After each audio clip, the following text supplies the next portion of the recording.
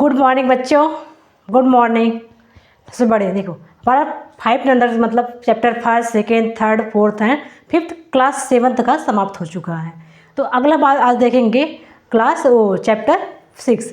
Chapter 6 अब इसमें क्या है जाएगा चैप्टर 6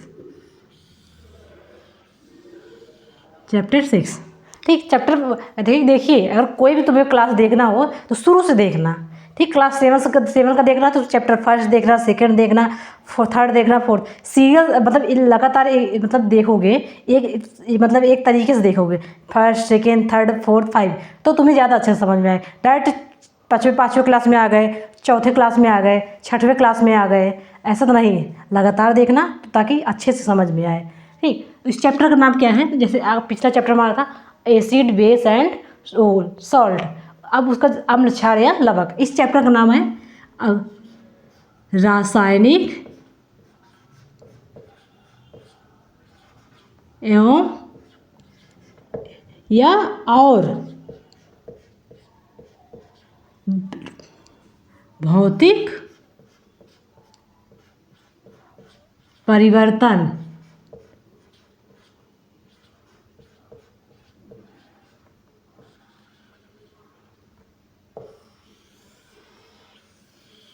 तो चैप्टर का नाम क्या है? रासायनिक एवं भौतिक परिवर्तन।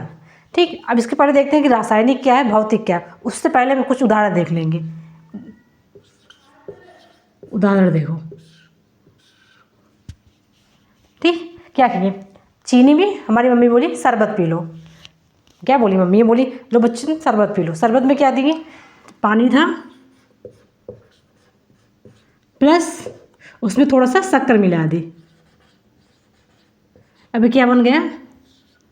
शरबत या विलयन। तो शरबत बन गया। ठीक, पहले पानी था उसमें थोड़ा सा चीनी मिला दिए और क्या बन गया? वो शरबत बन गया। और दूसरा दूध था, दूध से क्या बन गया? दही। दूध से दही। नंबर 3, दूध से ही क्या बन जाएगा? पनीर।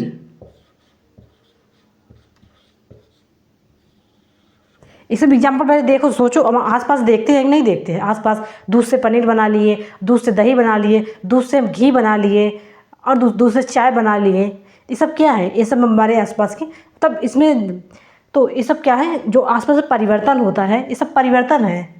ये सब क्या है? परिवर्तन। परिवर्तन मतलब बदलाव।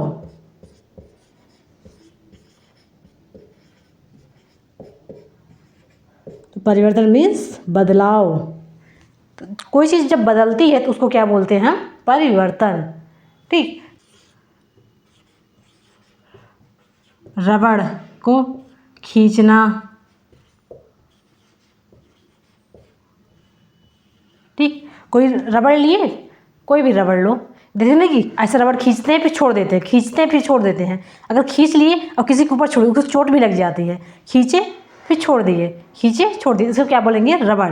तो पानी से शरबत बनना, दूध से दही बनना, दूध से पनीर बनना, रबड़ का खींचना, फिर उसके पुनः अपनी अवस्था में आना, इन सबको हम आसपास अपने देखते हैं। अब इसमें हम देखते हैं कौन सा रासायनिक परिवर्तन है और कौन सा भौतिक परिवर्तन। और भौतिक परिवर्तन है तो उसको भौतिक परिवर्तन क्यों कहते हैं, और यह रासायनिक परिवर्तन है उसको रासायनिक परिवर्तन क्यों कहते हैं। तो आगे हम देखते हैं परिवर्तन के प्रकार। पर अभी देखें ना कि दूध से दही बनना और चीनी का शरबत बनना, ये सब क्या है? उसी में देखते हैं कौन सा भौतिक परिवर्तन है और कौन सा रासायनिक परिवर्तन।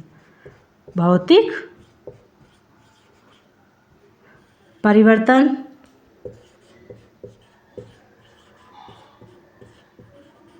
और नंबर 2 रासायनिक परिवर्तन।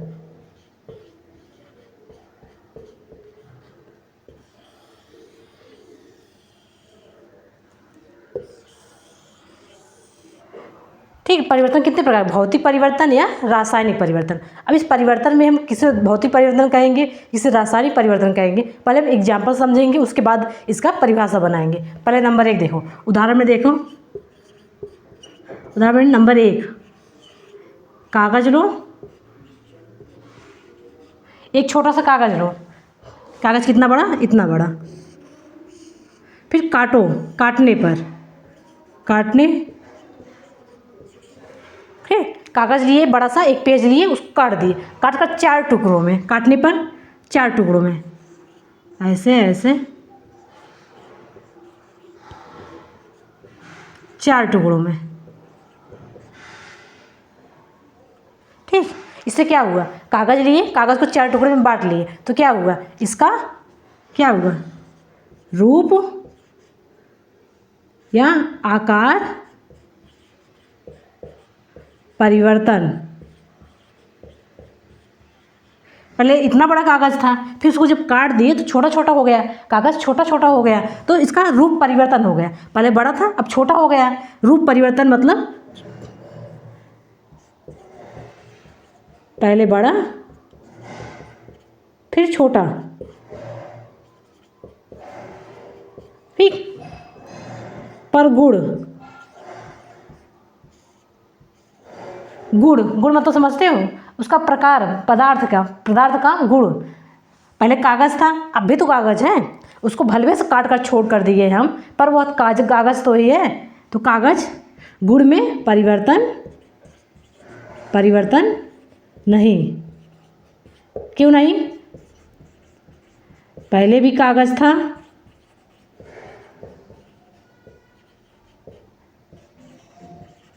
अब भी कागज है। तो पहले भी कागज था, अभी भी कागज है, ठीक। ऐसे लिख लोगे बहुत अच्छा से तुम्हें समझ में आ जाएगा। ये कागज लिए, कागज काटने पर उसको 4 टुकड़े में कर दिए, जब 4 टुकड़े में किए तो उसका रूप परिवर्तित हो गया, पर उसका गुण नहीं बदला, क्योंकि पहले भी कागज था, अब भी कागज है।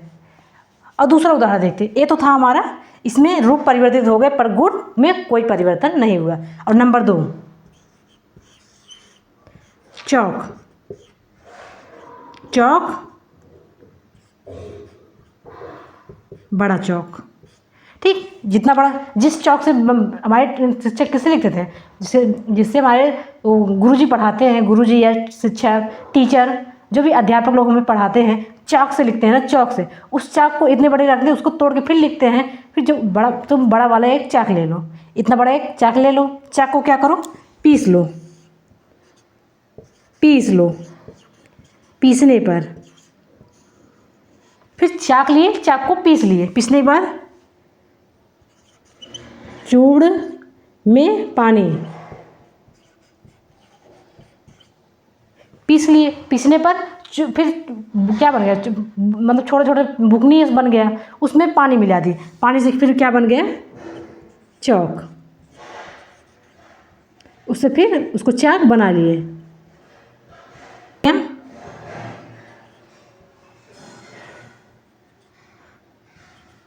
इसमें भी रूप परिवर्तन, इसमें भी क्या हुआ, रूप परिवर्तन। और नंबर 3 देखते हैं, नंबर 3, बर्फ है, बर्फ, बर्फ लो, बर्फ, बर्फ को गर्म, बर्फ को जब गर्म करेंगे तो क्या हो जाएगा, बर्फ लो, बर्फ को गर्म कर, गर्म करने में क्या हो जाएगा, द्रव, द्रव मीन्स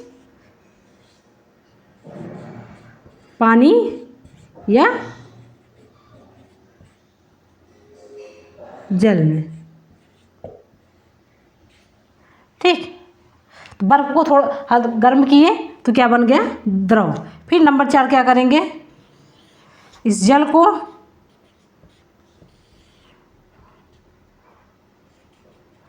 ज़्यादा गर्म करने पर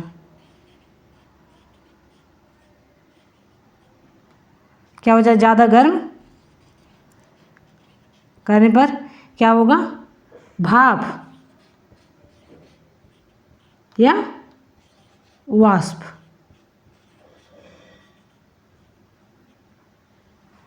फिर इस जल को द्रव को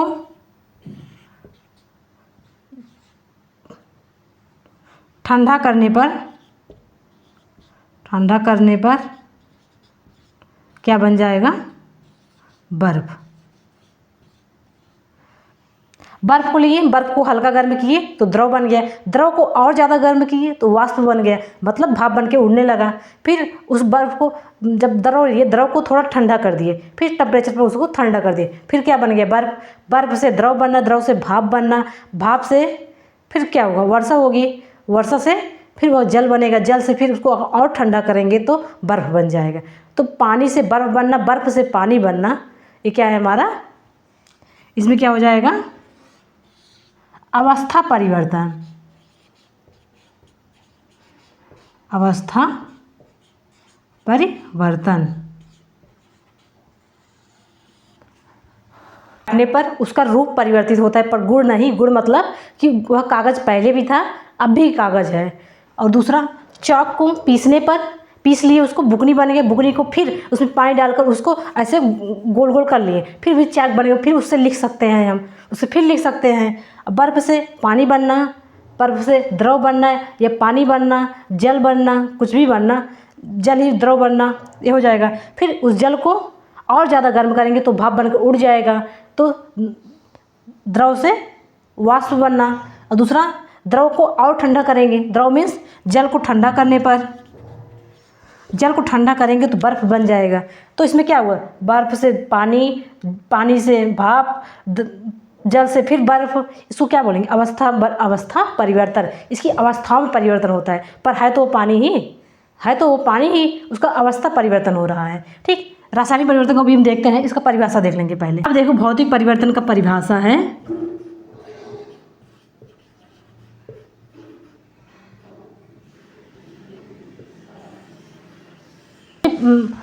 चलिए, तो भौतिक परिवर्तन एक और देखिए, नंबर 6 पे इधर देख लो। गर्म करने पर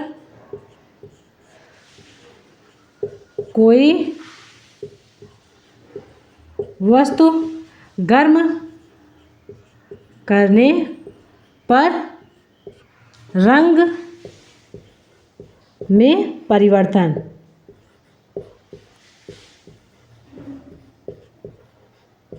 रंग में परिवर्तन। ठीक, कोई भी वस्तु को जब गर्म करते हैं उसमें क्या होता है? रंग परिवर्तन। इसको देखो, लोहा को देखो, ठंडा रहता है तो कैसे रहता है? वो गर्म। अगर ठंडा रहेगा तो भूरा कलर रहेगा, भूरा रंग। और जब गर्म कर देंगे तो लाल। ठीक, नंबर 6 पे क्या देखें हम? किसी भी वस्तु को हम जब गर्म करेंगे, उसमें जब उसके रंग में परिवर्तन हो जाए, उसको भी हम क्या बोलेंगे? भौतिक परिवर्तन। देखो, लोहा लिए, लोहा कैसे होता है? पहले भी कुछ भी देखो, लोहे की कुर्सी देखो, लोहे का मेज़ देखो, और लोहे का क्या होता है? लोहे का छड़ देखो, वो सब क्या होता है? हमेशा भूरा कलर एकदम होता है। फिर जब उसको गर्म करते हैं, किसी भी चीज़ को गर्म करते हैं, तो उसको देखो हमें लाल कलर हो जाता है। तो इसी को क्या बोलते हैं हम? भौतिक परिवर्तन। अब इसकी परिभाषा देखो, आकार परिवर्तन,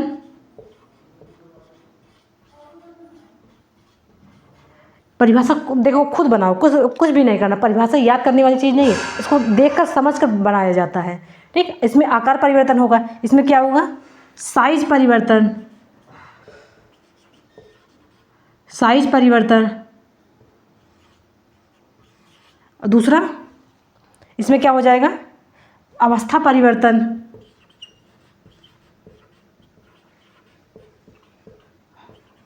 नंबर 4, इसमें क्या हो जाएगा? रंग परिवर्तन।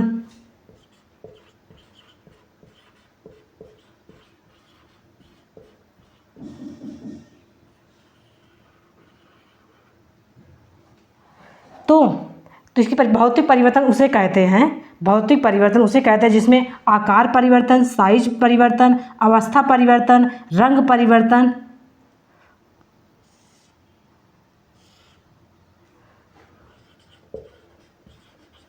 उनके भौतिक गुणों में परिवर्तन को भौतिक परिवर्तन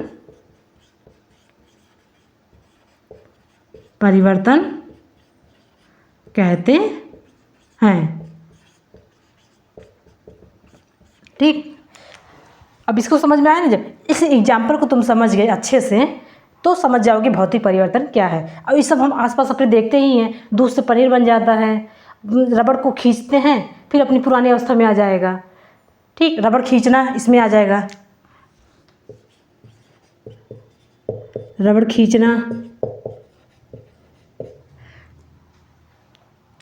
ठीक, तो शरबत बनना, ये सब हम देखते हैं। और चाक को पीसने पर फिर चाक को बना सकते हैं, जल से बर्फ़ बना सकते हैं, बर्फ़ से हम जल बना सकते हैं। किसी चीज़ को गर्म करने पर उसका वस्तु परिवर्तन हो जाता है। तो ये सब क्या है? हमारे भौतिक परिवर्तन। तभी तो परिभाषा देखो, आकार परिवर्तन, साइज परिवर्तन, अवस्था परिवर्तन और रंग परिवर्तन को ही भौतिक परिवर्तन कहते हैं, क्योंकि उसमें उसके भौतिक गुण में परिवर्तन होता है। देखो यहाँ पे देखो, कोई नया पदार्थ नहीं बनता है।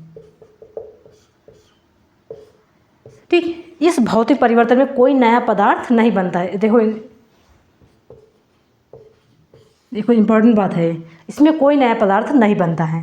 ठीक, देखो कागज़ से फिर कागज़ को उसको टुकड़ों में काट दिए, क्या कागज़ से कागज़ कुछ नया पदार्थ बना? चौक से चौकी बना लिए, पानी बर्फ़ था बर्फ़ पानी कर लिए, इसमें गर्म किए, गर्म करने पर वो लाल था फिर उसके बाद वह भूरा हो गया। इसमें कुछ नया पदार्थ बना? इसमें कुछ नया पदार्थ नहीं बनता है, सिर्फ उसके भौतिक गुणों में परिवर्तन किया जाता है। तो ये था हमारा भौतिक परिवर्तन। आगे अब हम देखते हैं रासायनिक परिवर्तन किसे कहते हैं। रासायनिक परिवर्तन, अब हम भौतिक परिवर्तन अच्छे से जान गए ना, भौतिक परिवर्तन किसे कहते हैं। आगे अब हम देखते हैं नंबर 2 हमारा क्या था? रासायनिक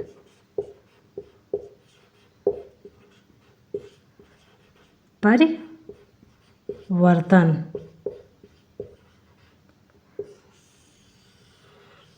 सबसे पहले हम उदाहरण देखेंगे, उसके बाद हम परिभाषा अपने आप बनाएंगे, क्योंकि जब हम एग्जाम्पल एक बार अच्छे से समझ जाएंगे तो परिभाषा हमें अपने आप याद हो जाएगी। जैसे मैं उसमें देखिए, अवस्था परिवर्तन था, रंग परिवर्तन था और आकार परिवर्तन था। बस इसी को बोल देंगे भौतिक परिवर्तन। उसके भौतिक गुणों में परिवर्तन होता है, उससे उसमें कोई नया पदार्थ बनता ही नहीं है। रासायनिक परिवर्तन देखो, लोहे में जंग लगना, लोहे में जंग लगना।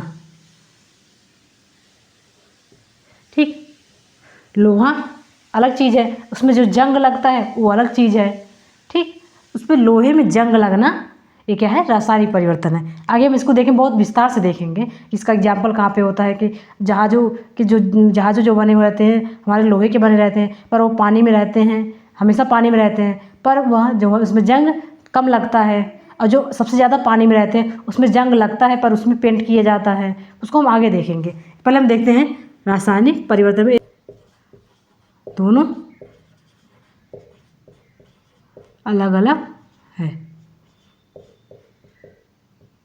में जंग लगना दोनों अलग अलग है, लोहा अलग है, उसमें जंग लगता है, वो अलग प्रोसेस है। इसको बोले Fe प्लस। क्यों लगता है? देखो, जहाँ जंग उसी स्थान पर लगता है जहाँ पे नमी होती है। नमी मतलब पानी, पानी क्या बोलेंगे?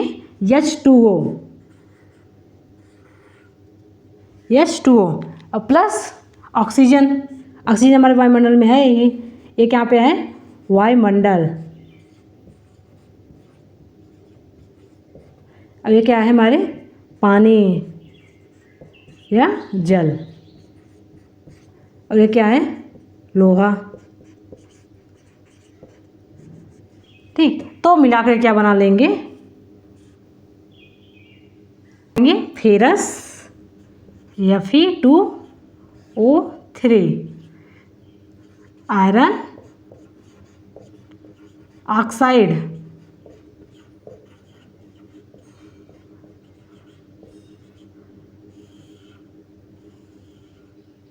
इसको क्या क्या बोलेंगे हम? Iron oxide.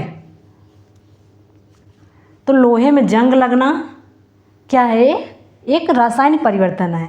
रासायनिक परिवर्तन क्यों है, क्योंकि देखो रसायन नहीं पहले, या फिर लोहा था, लोहा क्या करें, उसमें जल नमी स्थान मिल गया, जब नमी मिल गया इसको नमी बोल देंगे, नमी या आर्द्र।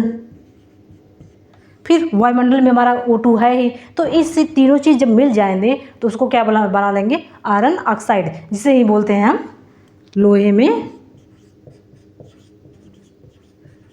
जंग। तो लोहे में जंग लगना, इसको हम क्या बोल देंगे, लोहे में जंग लगना। ठीक, तो क्या देखें, पहले फेरस था, हाइड्रोजन मिला, उसमें ऑक्सीजन मिल गया, तो ये तीनों चीज़ें मिलकर बना देंगी फेरस ऑक्साइड। इसमें देखो यहाँ से यह नया पदार्थ बनाना, नया पदार्थ बनना। यहाँ लोहा था, यहाँ से क्या बन गए, आयरन ऑक्साइड। ठीक, यहाँ एक एग्जाम्पल यह है। दूसरा देखते हैं अभी,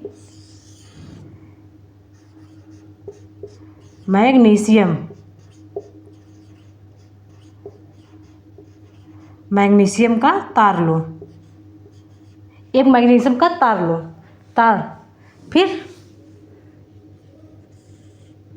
जलाने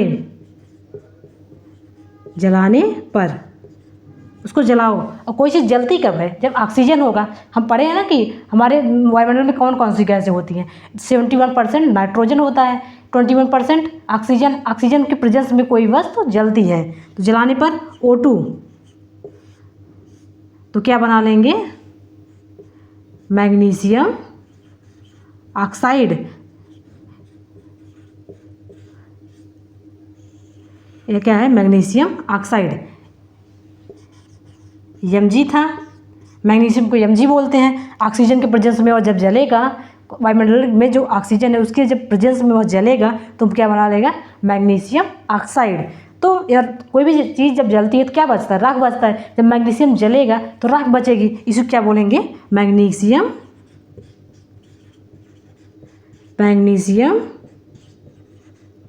ऑक्साइड।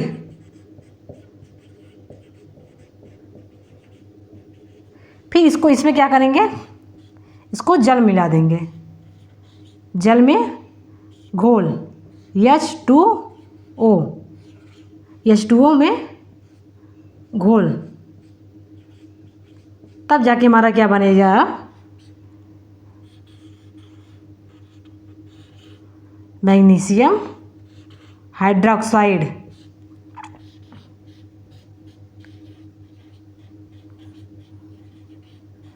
मैग्नीशियम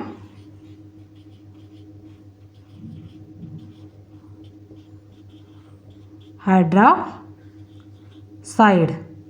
ठीक, तो मैग्नीशियम था, मैग्नीशियम को हम ऑक्सीजन के प्रेजेंस में उसको जलाएं तो जी क्या मिल गया, हमें राख मिलेगी। उस राख में क्या था, हमें मैग्नीशियम ऑक्साइड।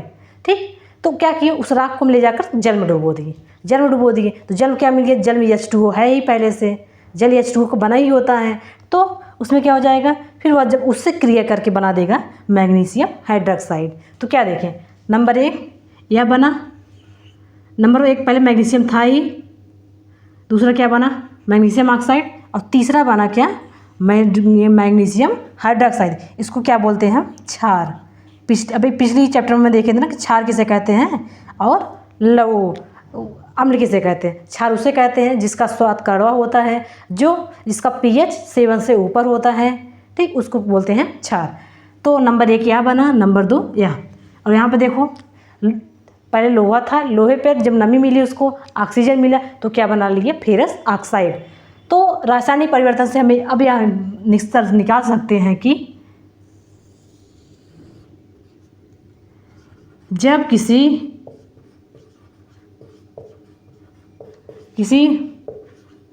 पदार्थ से दो या दो से अधिक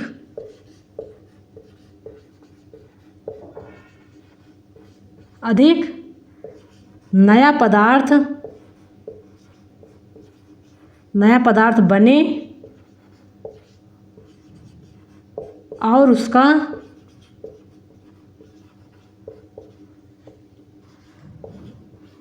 रंग गुण उनसे बिल्कुल भिन्न हो, बिल्कुल भिन्न या अलग हो, उसी को हम क्या बोलेंगे, रासायनिक परिवर्तन।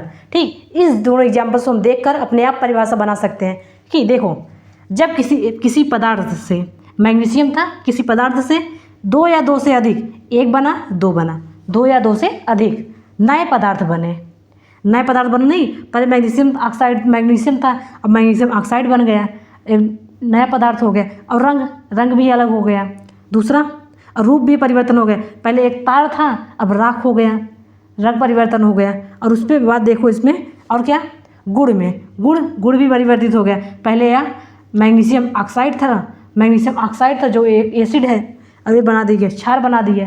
तो जब किसी पदार्थ से दो या दो से अधिक नया पदार्थ बने और उसका रंग या गुण उससे बिल्कुल अलग हो, तो उसे क्या बोलते हैं, रासायनिक परिवर्तन। इसमें गुण भी परिवर्तन होगा, और गुण भी परिवर्तन होता है, और क्या परिवर्तन होता है उसमें, उसके आकार में भी परिवर्तन होता है और रंग परिवर्तन होता ही है। ठीक, तो ये था हमारा रासायनिक परिवर्तन, जिसमें नया पदार्थ बनना अनिवार्य है। इसमें नया पदार्थ अवश्य बनेगा, इसमें नया पदार्थ अवश्य बनेगा। तो ये था हमारा रासायनिक परिवर्तन। अब हम देखते हैं रासायनिक परिवर्तन का उपयोग कहाँ कहाँ पे होता है, किस किस जगह पे होता है। तो हम देखते हैं रासायनिक परिवर्तन का प्रयोग। इसका प्रयोग नंबर 1 कहाँ पे किया जाएगा, अयस्क से धातु निष्कर्षण।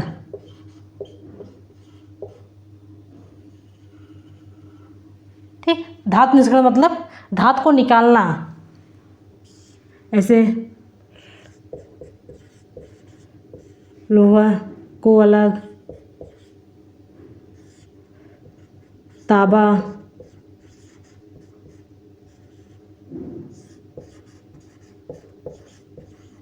सोना, चांदी आदि। ठीक, तो अयस्क से धातु निकाल, अयस्क क्या है, एक अशुद्धि,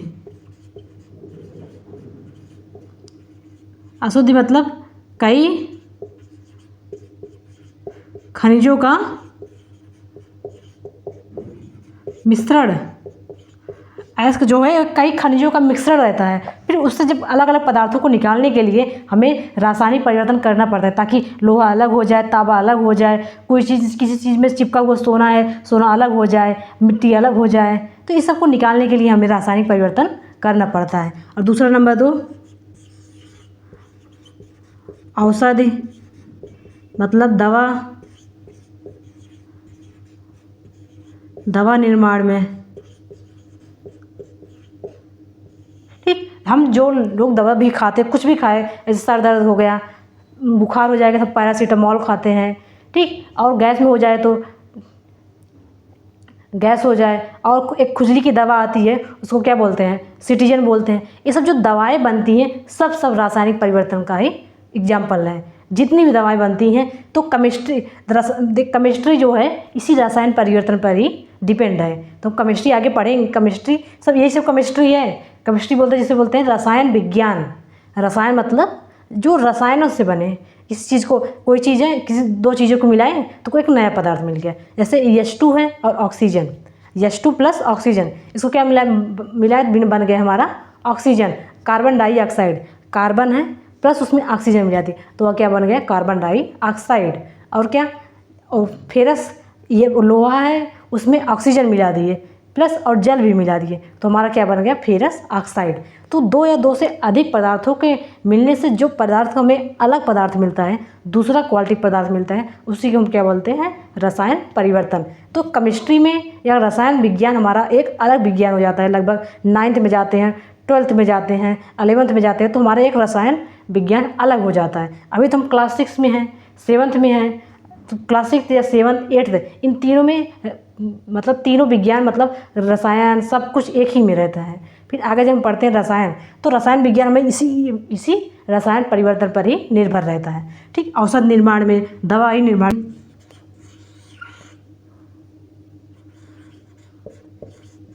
भोजन सड़ना। नंबर 4,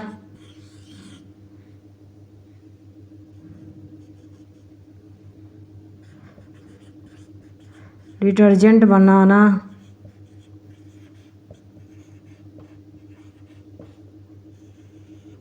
नंबर 5, ऊष्मा अवशोषण।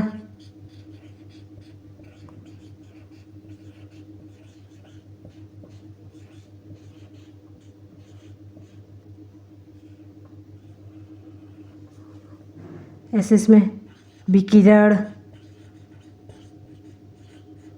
पराबैंगनी किरण,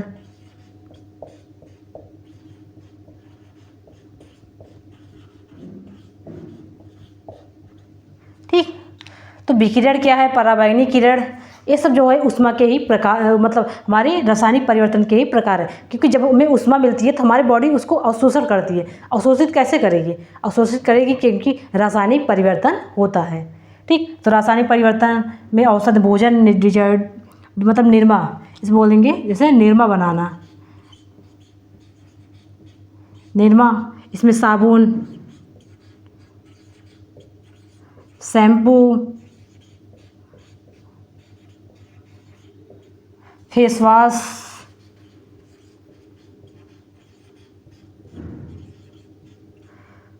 कॉस्मेटिक प्रोडक्ट,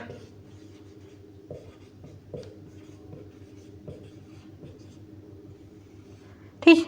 हम कोई भी चीज़ें यूज करते हैं, चाहे कॉस्मेटिक प्रोडक्ट हो, फेस वॉश हो, साबुन हो, निरमा हो, औषधि कुछ भी खाते हैं, तो जो चीज़ हमें आसपास देखते हैं जिसमें रसायन परिवर्तन होता है उसे ये बोल देंगे रासायनिक परिवर्तन। आसपास की चीज़ों से जो डिफरेंट चीज़ बनती है उसी को बोलेंगे हम रासायनिक परिवर्तन।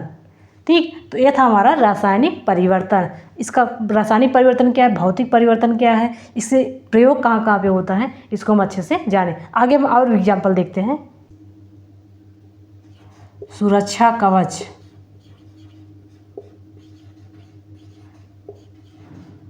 सुरक्षा कवच किसे कहेंगे हम? ओजोन परत,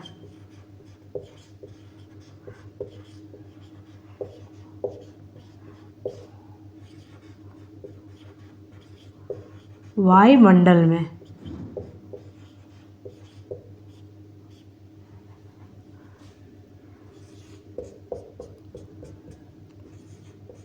यह है सन।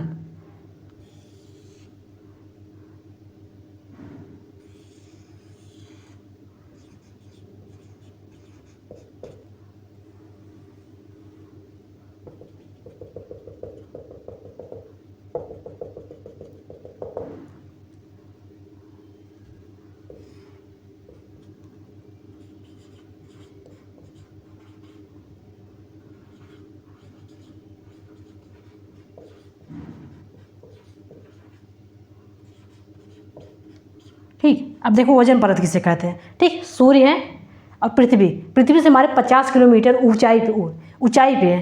ठीक, 50 किलोमीटर ऊंचाई में। वायुमंडल में हमारा क्या होता है, एक ओजोन परत।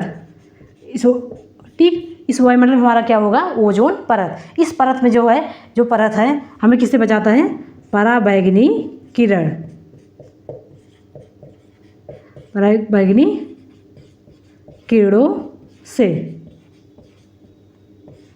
ठीक, पराबैंगनी किरणों से क्यों बचाएगा? क्योंकि पराबैंगनी किरण है क्या, पहले ये जानो कि बचाएगा क्यों। पराबैंगनी किरण से बचाता है क्योंकि यह है त्वचा कैंसर,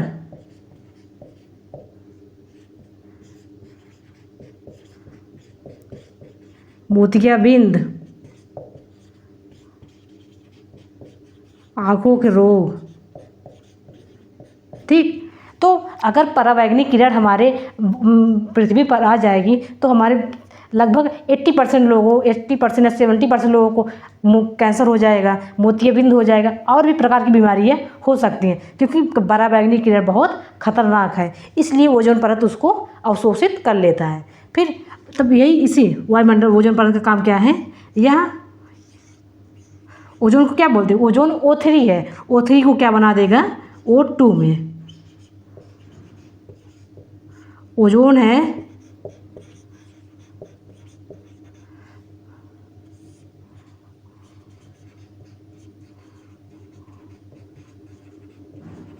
ऑक्सीजन में परिवर्तन। ठीक, तो सुरक्षा कवच के रूप में हमारा ओजोन परत काम करता है, जो हमारे पृथ्वी से लगभग 50 किलोमीटर की ऊंचाई पर है। फिर इसका वह हमारे पराबैंगनी किरणों से बचाता है। पराबैंगनी किरण हमारे लिए इसलिए खतरनाक है क्योंकि वह हमारे कैंसर बढ़ाती है। और इसका प्रभाव मतलब सुरक्षा कवच के रूप में इसे रासायनिक परिवर्तन क्यों कहेंगे, क्योंकि O3 जो है ओजोन है, इस ओजोन जो है इस केमिकल रासायनिक परिवर्तन द्वारा इसको किस में बना देता है, ऑक्सीजन में। रासायनिक परिवर्तन से इसको क्या बना देगा, ऑक्सीजन। ठीक ही है, ऑक्सीजन मनुष्य के लिए आवश्यक है, तो जब O3 से जब O2 बना देगा, ये मनुष्य के लिए इंपॉर्टेंट है। इसलिए हमें ओजोन परत को हम क्या बोलेंगे, सुरक्षा कवच।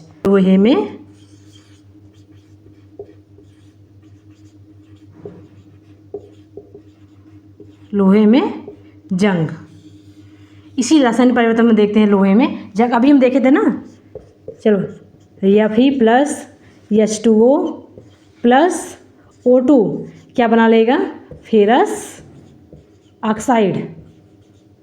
ठीक, तो फेरस ऑक्साइड इसको हम देखे थे, इसके ऑक्साइड बनाने के लिए इसका अनिवार्य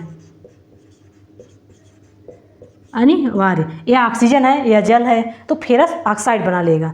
ठीक, यहाँ पर हम इसको चर्चा इसलिए कर रहे हैं क्योंकि यह जो है इससे क्या क्या बनता है। अगर लोहे में जंग लग जाएगा तो क्या क्या हमारा आर्थिक नुकसान होगा।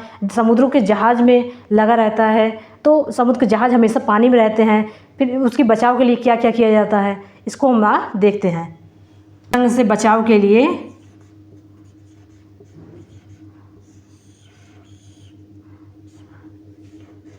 पेंट करना,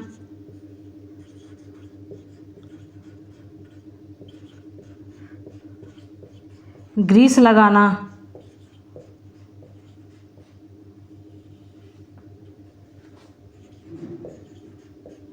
नमी से बचाना। ठीक, और नंबर 2 जिंक, क्रोमियम की परत चढ़ाना। ठीक, तो लोहे की जंग से बचाव के लिए हम कभी देखे हो नहीं, हमारी मम्मी या पापा कहते हैं कि लोहे का गेट पेंट कर दो, इससे जंग नहीं लगेगा। क्योंकि अगर लोहे का गेट सबसे ऊपर, अगर किसी की छत पे सबसे ऊपर वाले गेट पे जो लोहे का गेट लगा है, क्योंकि वहाँ पर पानी हमेशा आएगा तो गेट भीग जाएगा, इसलिए वहाँ पे उसको पेंट करते रहते हैं, हर साल उसको पेंट करते रहेंगे ताकि वह लोहे के जंग से बचता रहे। तो और ग्रीस, शटरों में ग्रीस लगाया जाता है ना शटर, ताकि शटर आसानी से ऊपर नीचे हो और उसमें जंग भी ना लगे। ठीक, आगे देखते हैं जहाज, इसलिए समुद्री जहाज,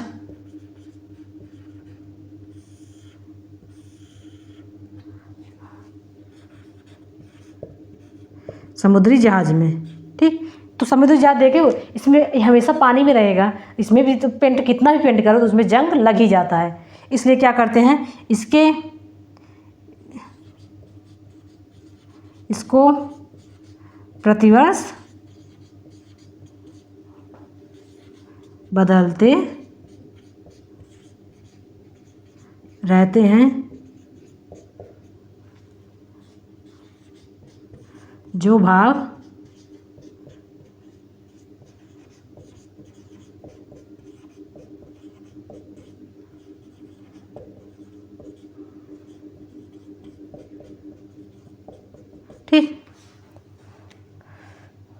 ठीक, इसको प्रतिवर्ष बदलते रहते हैं, क्योंकि जहाज का जो सबसे नीचे वाला भाग है वह हमेशा पानी में रहेगा। ठीक, उसमें पेंट अच्छे से किया जाता है, पर मतलब जो क्या कहते हैं, जो जहाँ से उसको क्या कहते हैं, लंगर लगाने के लिए ही समुद्री जहाज में इसको प्रतिवर्ष बदलते रहते हैं।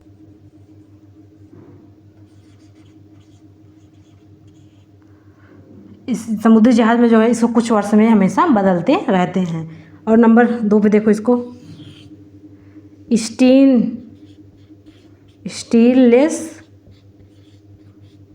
स्टील, स्टीलनेस स्टील,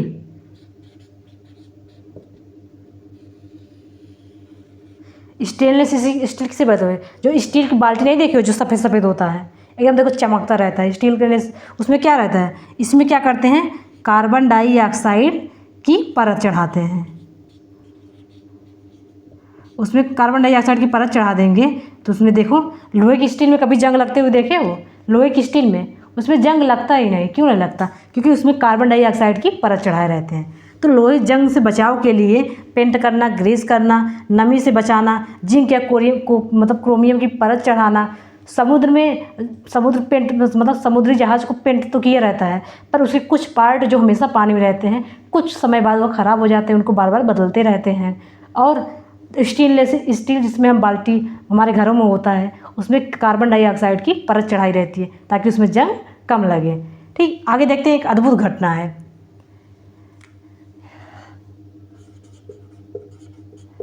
अद्भुत घटना,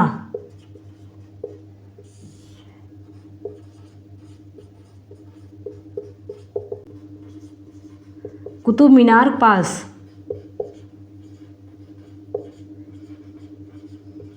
कुछ दूर लौह स्तंभ,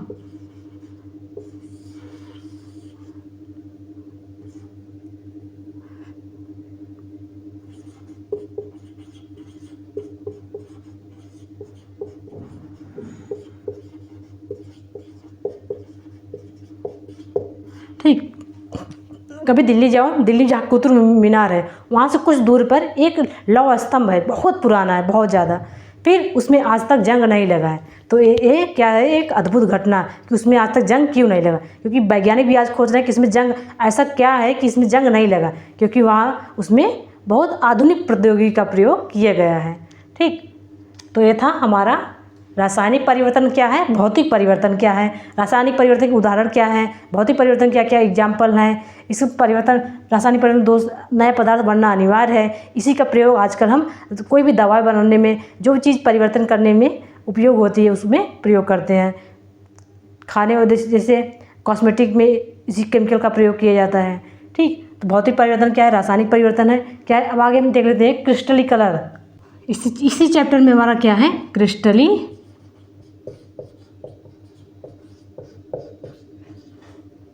करण।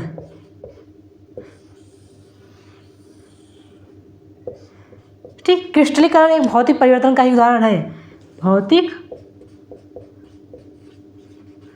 परिवर्तन का उदाहरण।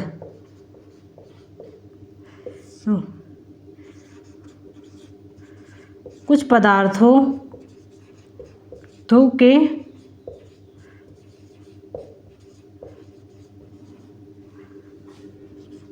शुद्ध रूप में प्राप्त करने के लिए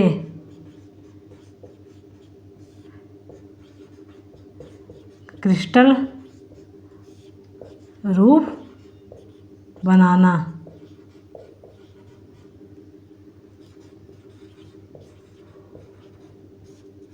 ठीक, भौतिक, ये मतलब क्रिस्टली ये भौतिक परिवर्तन है। तो कुछ पदार्थ है उसके एकदम शुद्ध रूप में प्राप्त करना, उसके एकदम शुद्ध की वही पदार्थ सिर्फ रहे, कोई अन्य पदार्थ उसमें ना रहे, उसी को क्या बोलेंगे हम, क्रिस्टल।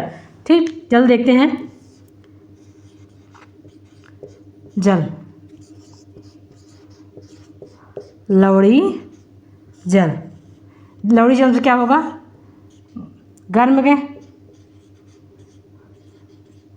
गर्म करने पर जल भाप बनकर उड़ बचेगा लवण।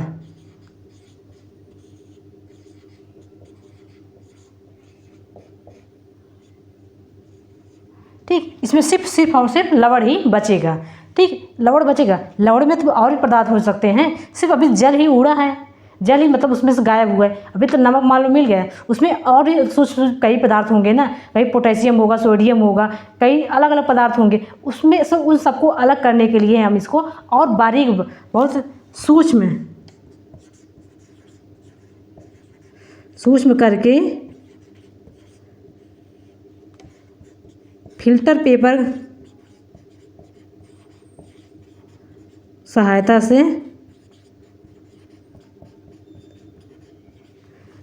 से सोडियम क्लोराइड के क्रिस्टल रूप में प्राप्त।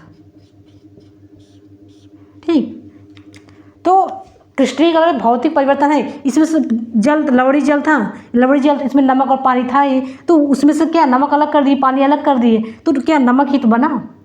नमक पानी था पहले से, नमक पानी ही तो बना, कोई तीसरा पदार्थ बना नहीं बना। बस क्रिस्टलीकरण इसलिए करते हैं कि हमें उस पदार्थ का एकदम सूक्ष्म रूप पता चले।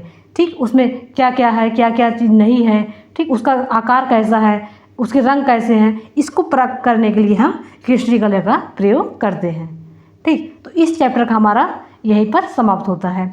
ठीक, भौतिक परिवर्तन, रासायनिक परिवर्तन, क्रिस्टलीकरण क्या है, रासायनिक परिवर्तन के उदाहरण, भौतिक परिवर्तन के उदाहरण, लोहे में जंग लगना क्यों लगता है, इसको हम जाने, जंग लगता है क्यों लगता है, समुद्री जहाज पेंट किया रहता है फिर भी उसमें जंग क्यों लग जाते हैं, क्योंकि जो चीज़ हमेशा पानी में रहेगा उसमें तो हमेशा नमी बनी ही रहेगी, संभावना हमेशा बनी रहेगी। अगर पेंट निकल गया, पेंट जो किए हैं अगर वो भाग निकल गया तो जंग लगेगा ही लगेगा। ठीक, उसके बचने के लिए हम ग्रीस करते हैं, पेंट कर देते हैं। तो इसलिए हम घरों, अब भी जब भी देखना कि घरों को हमेशा मतलब अपने छत के दरवाज़ों को जो हमेशा भीगते रहते हैं उसको हर साल पेंट करवाया जाता है, क्योंकि उसमें जंग ना लगे।